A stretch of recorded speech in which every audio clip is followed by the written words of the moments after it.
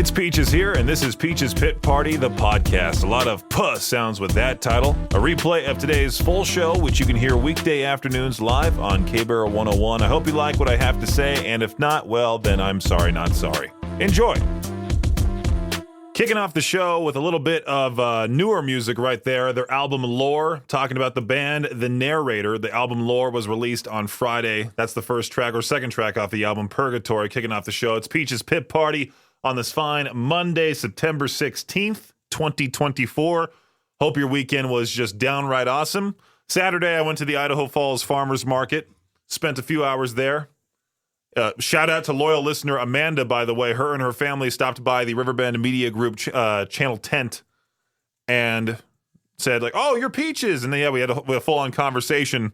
And then, like, 5 minutes later, she comes back with this cake-type dessert from one of the other booths and just gave it to me. And I was like, oh, sweet. All right, cool. I got myself a nice treat while I sit here and promote the channels. Shout out to everybody who decided to stop by the tent. Secured their third entry into the drawing for Wage War Era Throne Fame on Fire, live at the Complex in Salt Lake City on Saturday, October 18th. We'll be drawing winners for that giveaway this upcoming Friday. If you haven't signed up, make sure to do so on the K-Barrel 101 app. Just do so once on the K-Barrel 101 app and once more on the Alt 101 app. And then on Sunday, went down to Pocatello to see my buddy Bryson, who is unfortunately leaving for Georgia in November.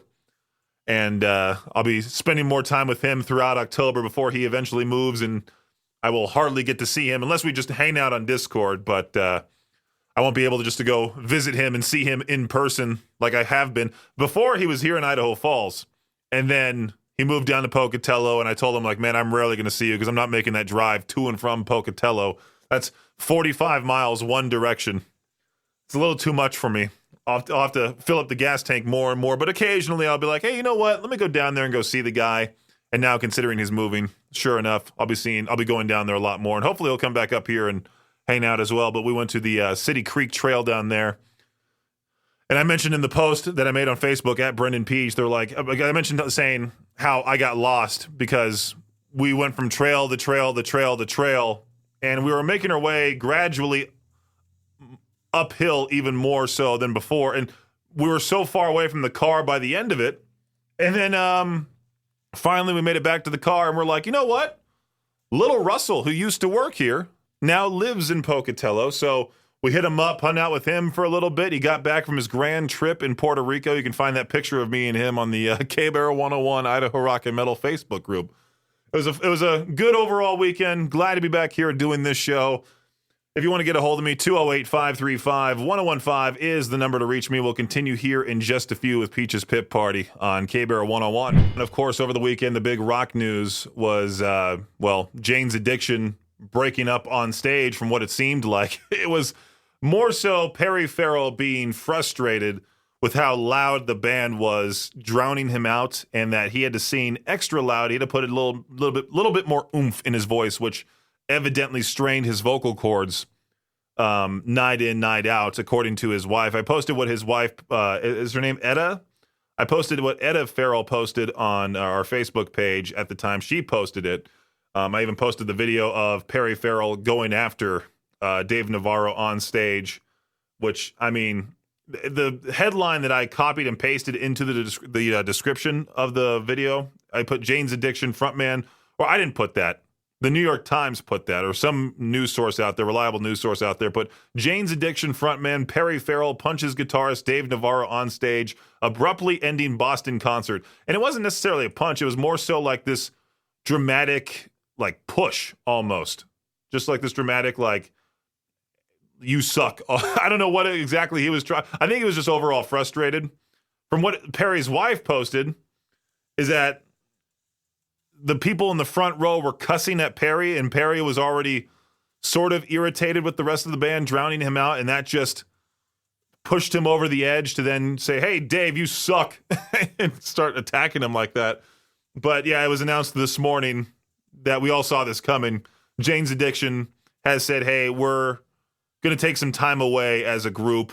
We'll be canceling the remainder of the tour. Refunds for the canceled dates will be issued at your point of purchase. And I was trying to figure out if they were coming to Salt Lake City or they were supposed to be coming to Salt Lake City.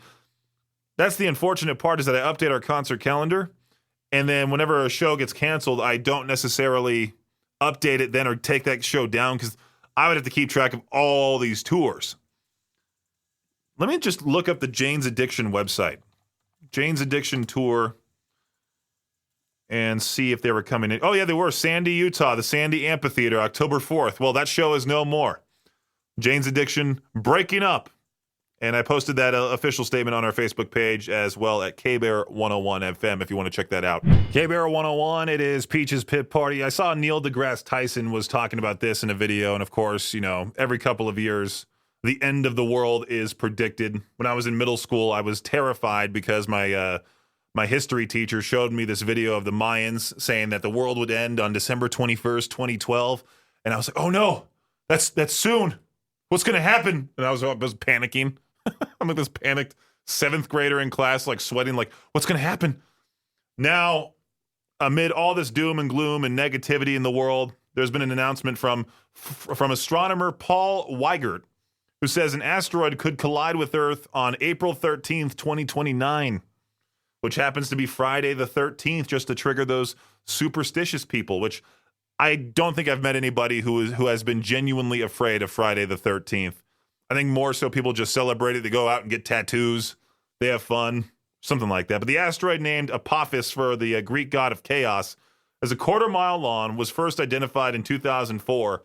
Weigert has previously ruled out any chance of the giant rock hitting Earth, but has since reviewed the data and now says that if another space rock, even one as small as 11 feet wide, should come into contact with it and knock it off course, it could slam into the Earth. The good news is that the odds of such a scenario occurring is about 1 in 2 billion. So there you go. I don't want to scare you. I just wanted to say, hey, this could potentially happen. But you know what could also happen? You getting eaten by a shark, getting bit by a cow, maybe even getting gored by a bison in Yellowstone. So many things could happen before this happens. Somebody posted online a fake, speculated, what they want to see Vans Warped Tour 2025 lineup. Fake, entirely fake. It says right there on the bottom of the post, note, this is not the actual lineup and just a fun what if for Warped Tour 2025. But people don't necessarily like to read. I also wrote in the caption when I posted it in the KBear group, let me just say again, not real in all capitals, but I like this lineup. My Chemical Romance, Linkin Park, Blink-182, Fall Out Boy, Paramore, and Bring Me the Horizon, the headliners. And I was looking at some of the smaller bands, quote-unquote smaller bands.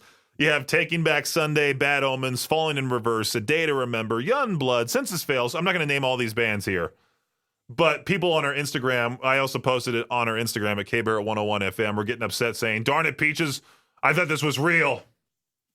Sure, let's ignore the, no, this is not the actual lineup. People just glance on Instagram, they're scrolling and see Vans Warped Tour 2025 and saw the lineup and went, oh my goodness, that's who's coming?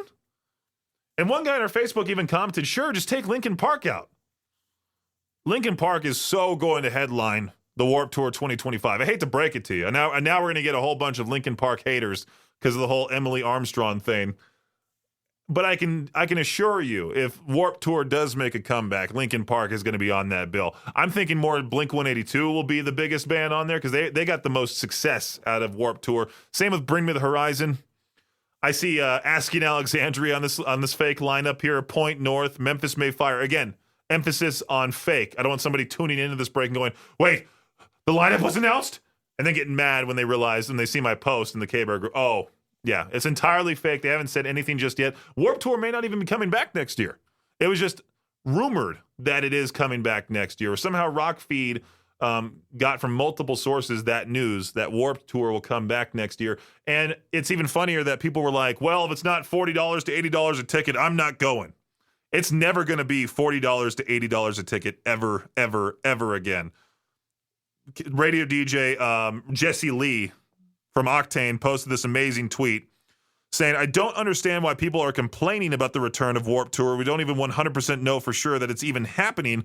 and all I see are people whining about how it's going to suck. Whether Warped Tour comes back or not, you'll probably never be able to see Taking Back Sunday in a parking lot for $40 again. It's true, unless they decide to do a parking lot tour exclusively for $40 each for those tickets. But then those tickets will be so hard to come by.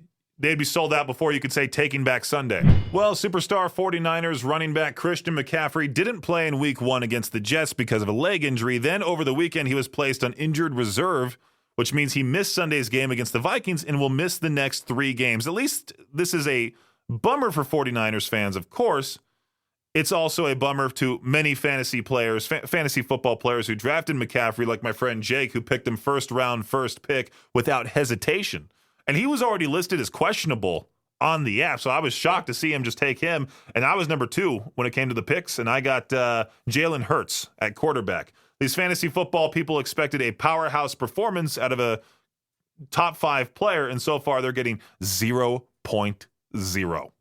In other pro football news, the Jacksonville Jaguars play their home games at Everbank Stadium, except this past Sunday, the team honored quarterback Trevor Lawrence by renaming it Everbank Stadium for the home opener. It seems like Lawrence approves of the stunt. As he explained, I don't like having too much of the spotlight with stuff like that, but I think it was clever. They have the naming rights for the stadium, so it's a good play on words, and I was fine with it. I mean, to be fair, that'd be pretty cool. If I was an NFL quarterback, they named the stadium Peach Power or something like that, that'd be sick. But in college football, lastly here, Florida State's terrible football season continues. On Saturday, they lost 20-12 to Memphis, dropping the Seminoles to 0-3 for the second time in the last 5 seasons. Adding insult to injury was the fact that Florida State agreed to pay Memphis $1.3 million to get Memphis on the schedule. Florida State will end up paying $1.3 million for the privilege of getting beat at their home stadium in front of their fans. That's an ouch right there. And that does it for your Shot Clock Sports Update right here on K-Barrow 101. K-Barrow 101, it is Peach's Pit Party. The IG Nobel Awards, a spoof Nobel Peace Prize, recognizes discoveries that first make people laugh and then make people think. This happens every year, and I always enjoy talking about this on the air. This year's winning study is a World War II effort that involved training pigeons to pilot bombs. Yeah, Professor Burrhus Frederick Skinner receiving the honor posthumously for his work on Project Pigeon. Other noteworthy studies include a French study determining if hair on people's heads swirled differently in different hemispheres. American researchers blowing up a bag next to a cat standing on a cow, and a coin flipping experiment. Science magazine. What the heck is this? I don't even know if I can say that. That would be a JPA alert right there. No, I can't say that. But yeah, if you want to see all the different IG Nobel Awards, you can actually go to the dailymail.co website, and it'll list them all for. Actually, let me find the particular website here for you. Come on, where's the source site for all of these? Because I'm interested in seeing all of these as well. If I can find the link, I'll make sure to share it on the air. This is a really, really, really cool job to have. Well, maybe if you're him and not the bride and groom. Ernesto of Spain, he offers a very strange service for a fee. He will crash a wedding, claim to be the bride or groom's lover, and ride away with them. For $550, he will help cancel a wedding while allowing the partner with cold feet to save face. He says, you only have to tell me the time, place, and date, and I will appear at the ceremony. He also said in that TikTok video, I will say that I am the love of your life, and we will run away together hand in hand. Ernesto charges more if he gets slapped, punched, or kicked, which I'm assuming has happened many times. The Wedding Crashers services are in demand. He claims he's fully booked until November 2nd, and this got into the national radio prep. I'm sure tons of people, especially with this viral TikTok video, tons of people are going to book that guy. He's set for the rest of his life. He'll just keep crashing weddings. The only unfortunate part is that he'll probably get recognized now since he's gotten national coverage, and people will know it's fake.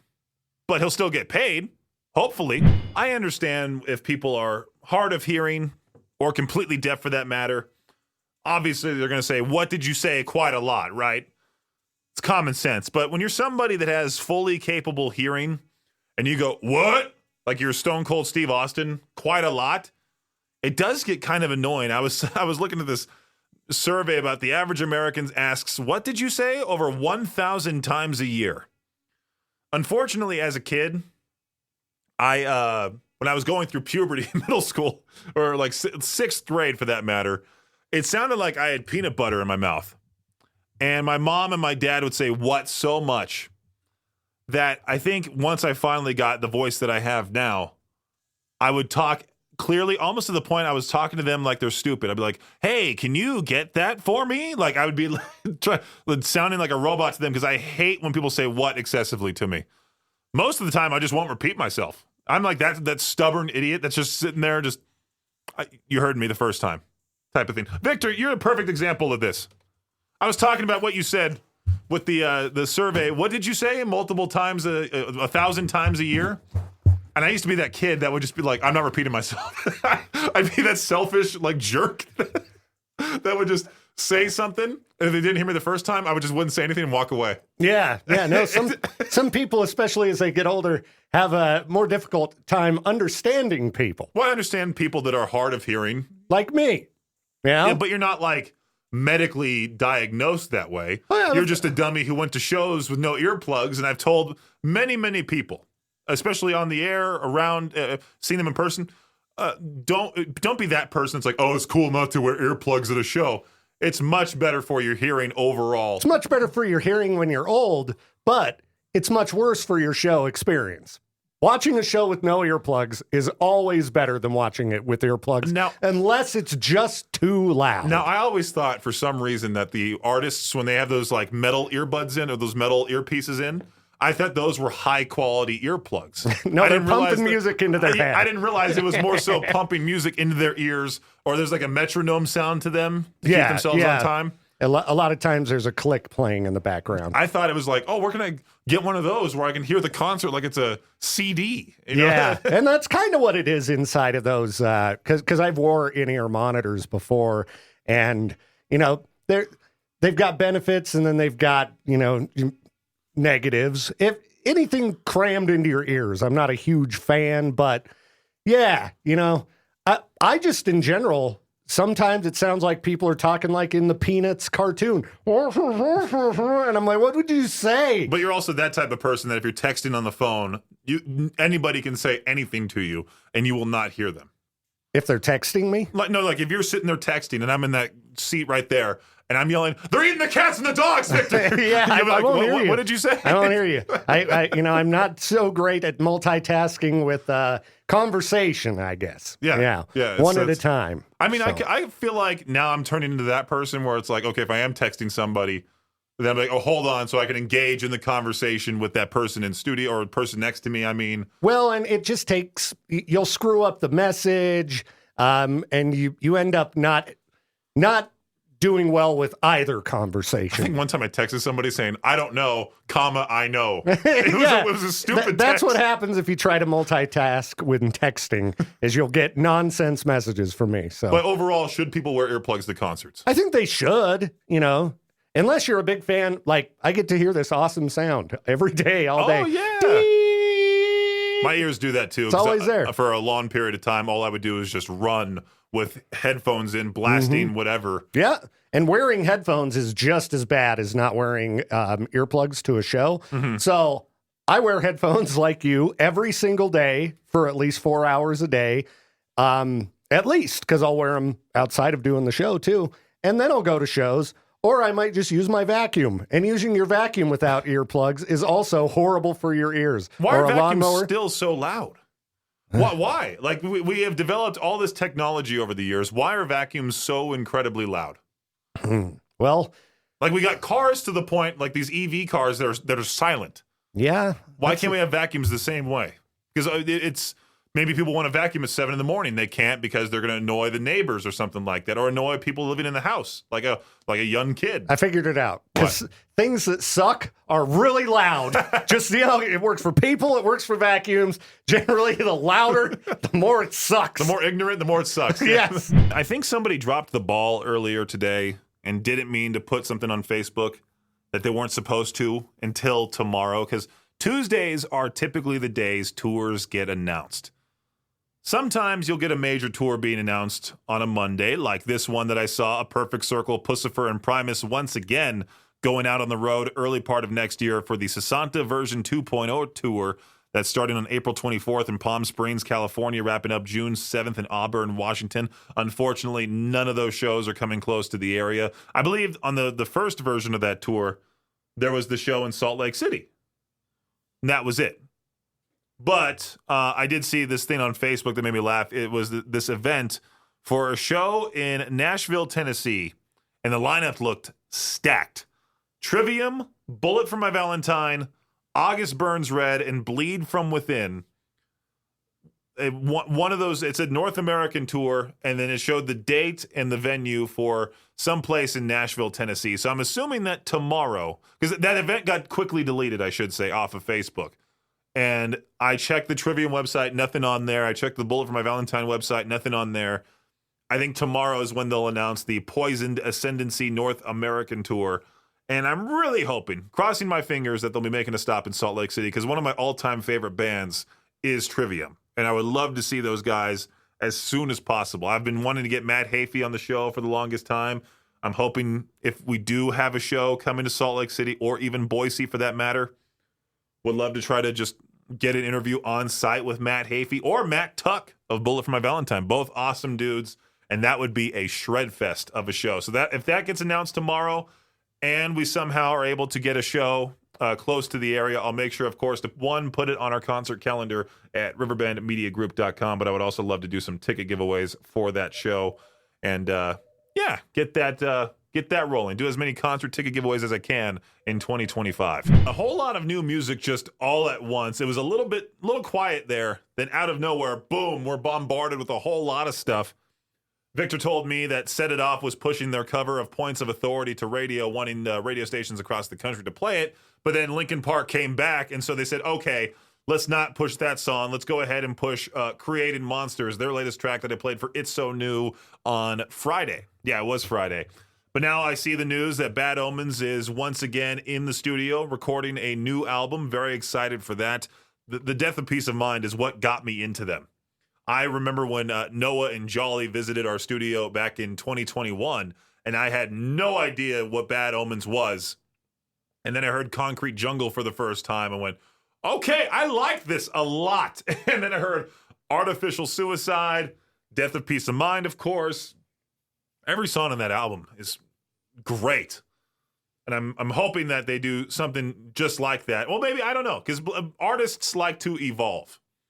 And I saw something about one of the members of Under Oath was yelling at fans who keep saying, I want the old Under Oath sound. I hate this new Under Oath stuff. They suck. And he was talking about how as an artist, you always have to evolve, or you want to do these different things, and they like to explore and be creative. Hence, that's why they're called artists. But then you get these like conceited fans, these elitist fans are like, I like your old stuff better. And they want to make sure everyone knows that around them. Bad Omens currently in the studio. Who else is in the studio that I just saw? There was somebody else that I just saw the news. Oh, Ice Nine Kills. That's who it was. They announced their official Terrifier 3 song featuring Shavo of System of a Down, plus a music video with Art the Clown himself, David Howard Thornton. They announced that at their Silver Scream Con. The thing that made me jealous was that Jose, Metal Ambassador Mengen, and Vinny from Octane are going to be in that music video. And that would be a dream of mine, to be in any music video at all, let alone an Ice Nine Kills music video. It'd be great to try to get Victor in that music video, just to have him be like the creepy dude. I don't even know what he would actually be in the music video, but it would be funny just to watch Victor try to act. It's tough to try to act, man. It's funny watching these rock stars. Like, it was like Spencer Charnas was actually a decent actor in that. What was that movie they did where it was all the rock and metal musicians? It was the Retaliators. They pushed, like, they were marketing that movie to the moon. And then I saw the movie and I was like, this is it? Really? That was it? But watching the guys in Five Finger Death Punch try to act compared to a regular actor was like watching me trying to make 15 jump shots in basketball compared to like LeBron James or something like that. But I'm very excited that we already got a whole lot of new music, more new music on the way. If you want to hear any new song on K-Bear right when it comes out, or as close as I can to get it to, or as close as I can from release date, you can listen to It's So New weeknights at the top of the 5 p.m. hour, where I'll just play you one brand new song for you to listen to, and then the next day repeat the same thing, just play a new song for you. I was looking at some posts on Facebook from a particular rock and metal group that I'm a part of, not the K-Bear 101 Idaho Rock and Metal Group, which you should be a part of. But this person was complaining on how they're totally sick and tired of hearing Bring Me the Horizon, top 10 statues that cried blood. And it got me thinking that, like, how much I don't hate the band, but I'm so sick and tired of hearing their songs that it's utterly absurd how much they get played. I'm talking about Rage Against the Machine. They're one of those bands, just like Nirvana, that will be played on every single rock station across the country. Nirvana in Bloom, one of the most overplayed songs on the radio. Red Hot Chili Peppers, Under the Bridge. Red Hot Chili Peppers, Scar Tissue. Red Hot Chili Peppers, Can't Stop. Those are other examples there. Rage Against the Machine, Killing in the Name of, has to be one of the most overplayed songs out there as well. I'm sick of it. I don't think Rage Against the Machine sucks, like what some people would say online after they overhear a certain, or they over-listen. They hear a certain artist too much. They go straight to like, oh, that band sucks type of comment. It's like, oh, why do they suck? I heard them too much. They don't suck because of that. Hence why I mentioned on the noon hour of Madness and Mayhem, powered by Jalisco's not that long ago. I would love to hear a valid reason as to why people say, oh, Ghost sucks. Why? Why do they suck? Is it because they look the way they do? They don't make music the way that they look. They look like they would be a lot heavier, and you're too much of a manly man to enjoy the music that Ghost puts out there. That's what I'm trying to figure out. And then you see like the same jokes that are copied and pasted on Facebook quite a lot. I'll see one that says like, oh, Ghost is just Scooby-Doo chase music. Or the most recent one that I sort of chuckled at, but then I'm like, great, now I'm going to see this everywhere. Jelly Roll is just Whitney Houston for guys who are forklift certified. I don't understand why people are hating Jelly Roll. I think it's because he puts out this softer music and he's literally everywhere. He's on country radio. He's on rock radio. He's on top 40. You can't escape Jelly Roll. This is a very silly story. A Miami man who sold his mega mansion for a discounted price of $79 million. He's now suing the real estate agent after finding out who the buyer is. His name's Leo Chris. Listed his home in Indian Creek Village, a haven for billionaires on a private island, for $85 million. He listed his home for that much money. An agent came to him with their client's offer of $79 million. Now, Chris suspected that the client might be Jeff Bezos because he had heard that the Amazon founder had purchased a couple of neighboring homes, but the agent told him that the buyer is not Bezos and wouldn't pay more than $79 million. So Chris accepted the discounted offer. You would think $6 million is not that much of a difference. But what if you were given $6 million? Or what if I was given $6 million? I'd be so stoked. But yet again, this is a house that's going for for $80 million. I want to know how big this house is. It doesn't say anywhere here in the article, but after the closing, the regional CEO of the real estate company that... The regional CEO of the real estate company that helped with the sale, he sent Chris an email revealing that Bezos was indeed the buyer and swore that he didn't know. So Chris is now suing Douglas Elliman, I believe that's the company's name, arguing that he was duped and would have accepted the lower offer if he had known the buyer was Bezos. He's asking that the company pay him the difference of $6 million, which I doubt will happen. It's a regular thing. You know, rich people are rich because they saved money, and they also made a whole lot of money. I don't think you should be making a whole court case out of this little amount, this little difference. Again, $6 million is a lot of money, but going from 79 to 85, not that much of a difference there. K-Bear 101, Idaho's only rock station. This could be a great to each their own question. Maybe for tomorrow, I'll ask this question. What is the most embarrassing concert you've ever been to? Meaning, like, you felt embarrassed for the artist on stage. Maybe you felt embarrassed being there. I can tell you what back in elementary school, my family wanted to take my sister to go see Hannah Montana and the Jonas Brothers. And sure enough, we went there to the Staples Center. And back then I was a kid, so I watched Hannah Montana with my sister. And I was like, oh, there she is. She's real. You know, I see her in person. It's quite shocking to me. And then, of course, you know, I think not even a year later, less than a year later, maybe like 6 months later, I went and saw AC/DC for my very first rock concert. That was the most embarrassed I've ever felt at a show, where I'm like, hey, I'm a dude next to a bunch of like screaming teenagers, and these people were screaming their heads off.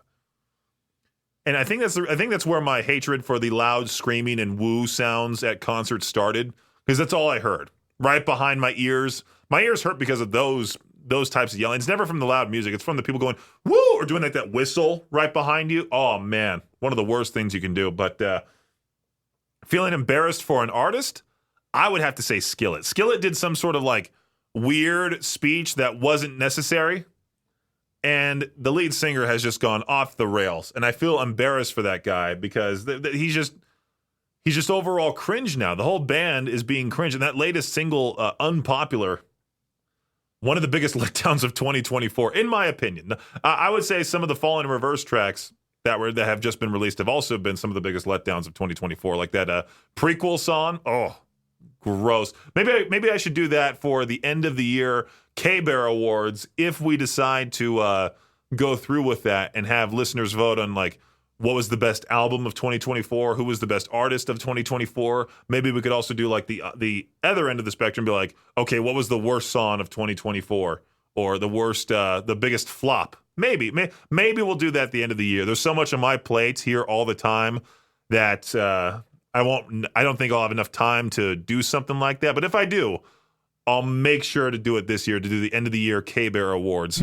It is now that time to peach their own. Now, I got to admit, I didn't have that much time to prep for or to look around and find a cool question for today. I literally just saw this at the top of Ask Reddit and said, sure, why not? Even though I know what answers I'm going to get without even looking at the Facebook post. The question today, somebody hands you $100,000 and says, you know what to do. What are you doing? Think of that situation rather than saying, I'll pay my bills. I'll buy a house. I'll put a down payment on a house. What are you going to do in that moment? If somebody hands you $100,000 and says, you know what to do. The top answer said run ? On Ask Reddit. But then someone else did say like, hey, no, running looks suspicious. You got to pocket it. Walk away coolly. You start running after you round the corner. And someone said, assuming a stack of $100 bills, the volume would be 68.9 square inches, which is 13 times larger than the new iPhone 15 Pro. You'll likely need to use multiple pockets. A backpack could be pretty handy. What if they hand it to you in like a briefcase or even like just a duffel bag? Do you look inside and go, oh, there's money in here? Okay. I feel like I would just say, I would awkwardly go, oh, copy that, and walk away. But then you also wonder where that money came from, what exactly that person expects you to do. Think about that. So someone hands you $100,000 and says, you know what to do. What are you doing? 208-535-1015. Let me know that answer for the Peach Their Own. Hey, K-Bear, how's it going? Good. Peach, this is Wolfman. Hey, Wolfman. Now, someone hands you $100,000 and says, you know what to do. What are you doing? Well, I'm kind of a sadistic person. Uh-huh. I'd probably think more like I'd have to dispose of some garbage, if you know what I mean. Hey, I like the way you put that there. Yeah. Take care of some business. Yeah. Yeah. Especially, they show up all decked out like you're describing. Yeah, I'd probably...